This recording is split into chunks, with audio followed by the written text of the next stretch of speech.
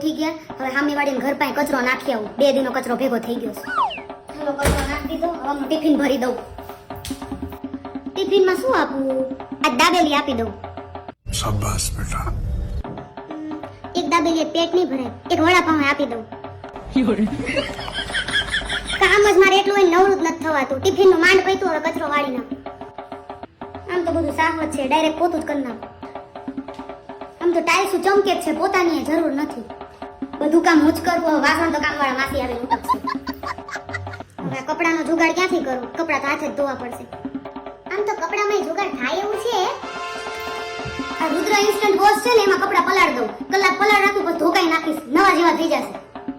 અરે હા, પણ આ ધોકાવાની જરૂર નથી. આ તો વોશિંગ મશીનનો પાવડર છે. વોશિંગ મશીનમાં નાખો ને તોય થઈ જાય. એવું જ કરું.